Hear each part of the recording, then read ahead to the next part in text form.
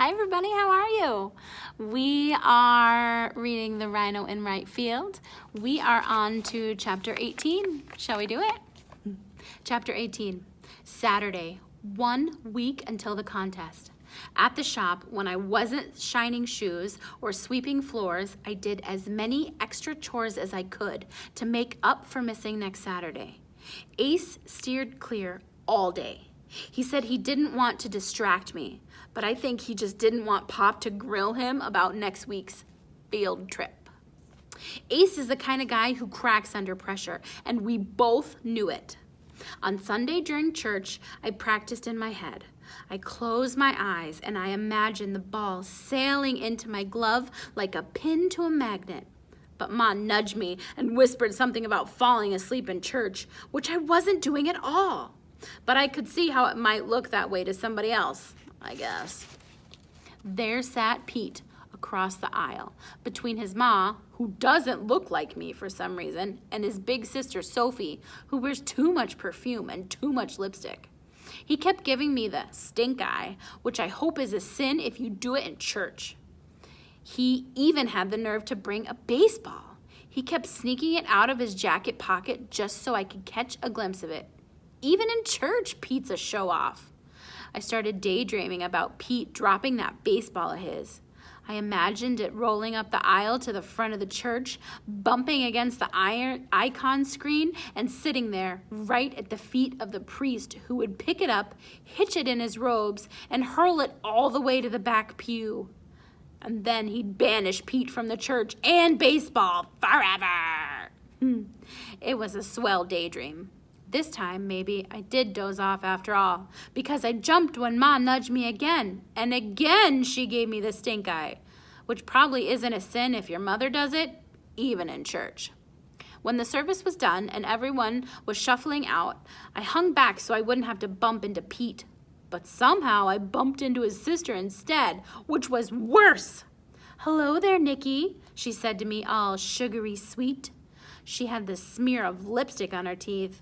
"Hi, Sophie." I needed to get out of there. I'd already spent 2 hours in church. Not even God could expect me to hang around longer than that, especially talking to Pete's smelly big sister. But Sophie tugged on my arm. "Where's that uncle of yours? How come I haven't seen him in church lately?" I happened to know that Uncle Spyro was a shameless heathen who avoided church religiously. Probably because it aggravated the heck out of Pop. But all I said to Sophie was, "Why don't you ask him yourself sometime?" I pulled away from her greedy grip, trying not to shred her too much, since I was still in church. "I would if I ever saw him around, silly." She kept smiling, but her extra red lips looked a little stiff. "Tell him hello, won't you? Give him a for me." And then she actually bent down and tried to kiss my cheek. Can you believe the nerve? Just because she wears lipstick and stockings and thinks she's all grown up. Ugh. No girl who's not my mother is going to kiss me. I turned tail and got out of there. Fast. Ma and Pop were already in the car.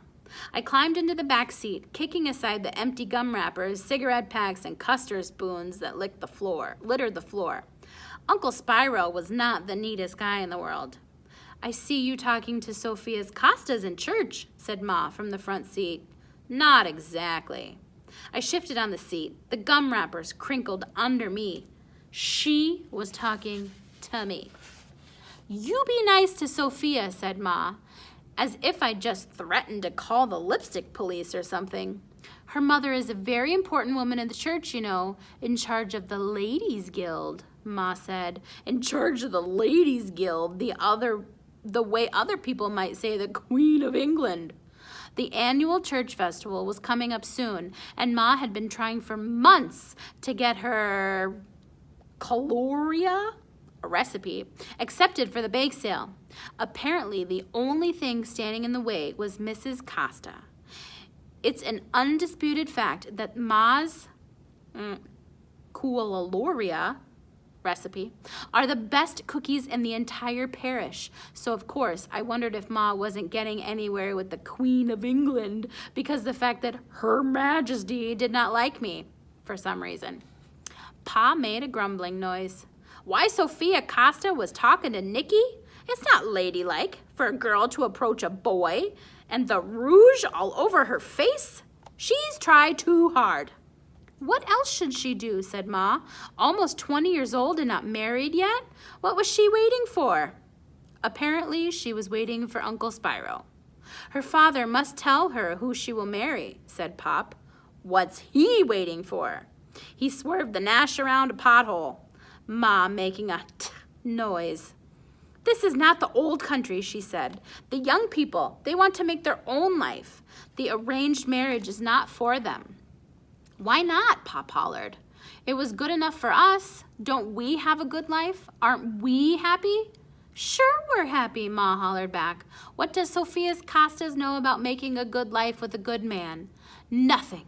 She crossed her arms as if everything was settled and Sophia Costas was doomed, which maybe she was if she kept her sights trained on Uncle Spyro. I happened to know that he was just as terrified of her as I was.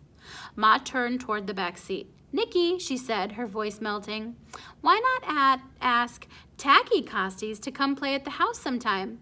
You go to school together, eh? You should be friends. Pete. I jolted back in the seat as if we'd hit another pothole. I should explain. In Greek, Pete's name is Panagoratakis, Taki for short. Pete hates that nickname, and who can blame him? But better him than me. One time in second grade, he actually punched a kid for calling him Taki to his face. I don't think that's a good idea, Ma. Why not? Said Mother.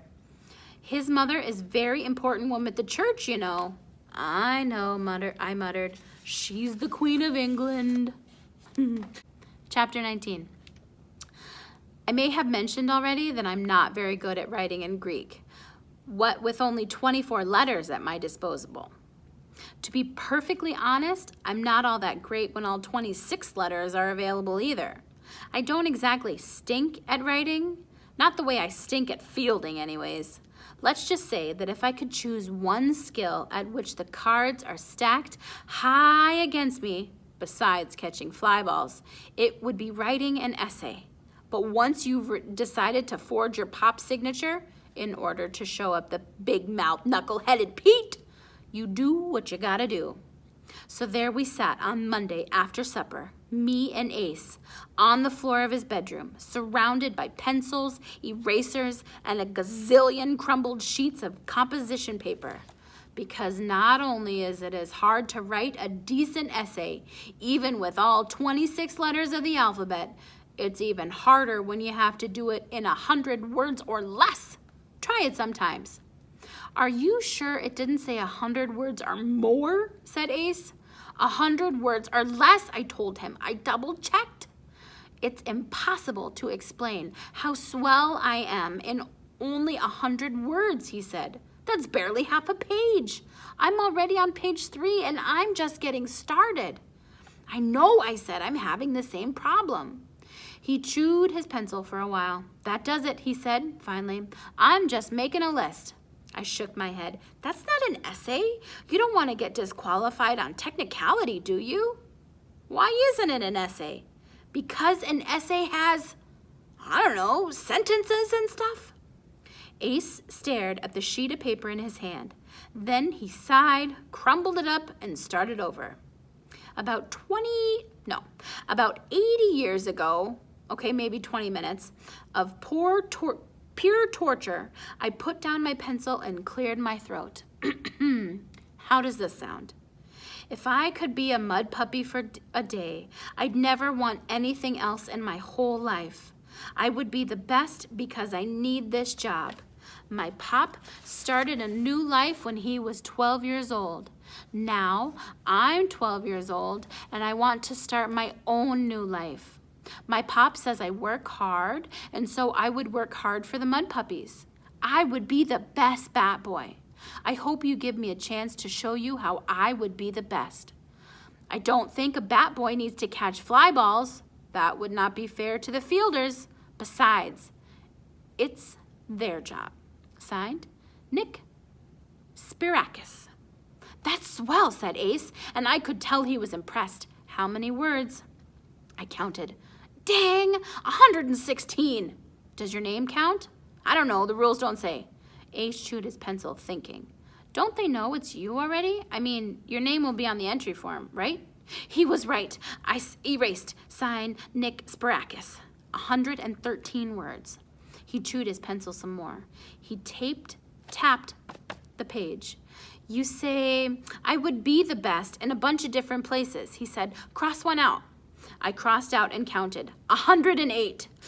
Isn't that close enough, said Ace. I don't think so. I studied my paper again. After a minute, he told me, you say, I work hard in a bunch of places too. Get rid of one. But I do work hard.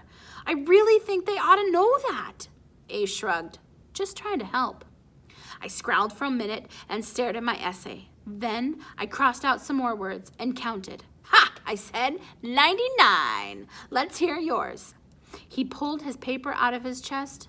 No. Why not? His ears went red. It stinks. I'm not done. I got a long way to go. Now his face was going red too. I need a break. Want to go toss the ball around? And so we scooped up all the crumbled paper, chucked it in the wastebasket, grabbed our mitts, and headed outside. Chapter 20.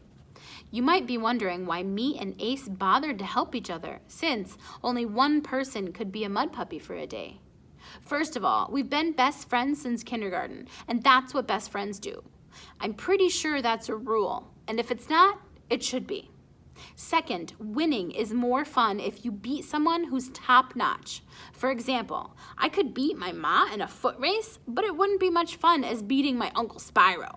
Third, me and Ace were united against a common enemy, and his name was Pete. So every day that week, right after school, except on Tuesday, on account of Greek school, me and Ace headed over to Mountain Goat Mountain. And every day there sat Penny on the park bench, swinging her feet and watching us. I don't mean casually watching either. I mean really watching. Every throw, every catch, every miscatch too. She never made a peep though. She just sat there, blowing bubbles and watching. I don't mind saying it, but it made me nervous and also very suspicious. Why would a girl be so interested in a couple of fellas playing baseball unless she was up to something? She was new in the town. For all I knew, she was in cahoots with Pete. That story of hers about Pete and the bubblegum and the fig Newtons, the more I thought about it, the more I decided it was a bunch of baloney. No one does something like that to Pete and gets away with it. Maybe she made up that whole story so she could come around every day to spy on us and then report our doings to Pete. Whew, I tried to forget about it. What could she report anyways? That I was a lousy outfielder? Pete already knew that. And even after practicing all week, by Friday I was still a lousy outfielder. That was the problem. You might think it was because of that incident with the rhinoceros, but I'm not so sure it's Tank's fault. Sometimes, I think I'd stink up the outfield even if Tank was replaced by a field of bunnies. I mean, other fellas have had to climb into the Rhino yard, but it hasn't stopped them from being able to catch a ball. Then again, I was the only one who ever got personally escorted out by Tank, so to speak. Anyway, for whatever reason, it happens every time I see a fly ball coming my way and I freeze. So now it was Friday, the day before the contest. Me and Ace were practicing as usual when here comes Penny again, with her wild black hair blowing loose from her headband. But today she was carrying a beat-up leather pocketbook, and she was wearing overalls, like she was Rosie the Riveter or something. Hiya, Nick, she said, plopping down on the bench just outside the fence, like she'd done almost every day that week. Hiya, we're kind of busy. Where's Ace? Up there somewhere. I pointed up towards the top of Mountain Goat Mountain. Just then, a voice hollered, "Incoming!" A second later, a baseball sailed over the top of the rocks. It hit its apex and hung there for a fraction of a second, like an eyeball that was looking for me. And then it found me and came roaring down in my direction. The one thing I did not need right now was an audience. I held out my glove, but of course I missed the ball. It bounced on the ground next to me, bumped against the fence, and landed at my feet. My face burned because I knew she was watching. And then, for the first time all week, Penny piped up. I thought she was going to laugh, but she just said, "You're not reading the ball." I turned around and gave the girl the stink eye. "What are you talking about? You don't read a baseball, you catch it." "You don't do either one," she said. This girl was driving me crazy. "We're kind of busy," I told her again. She did not take the hint. In fact, she said, "I was wondering if I could play today." She patted the hunk of beat-up leather on her lap, which was not a pocketbook after all. It was a baseball glove.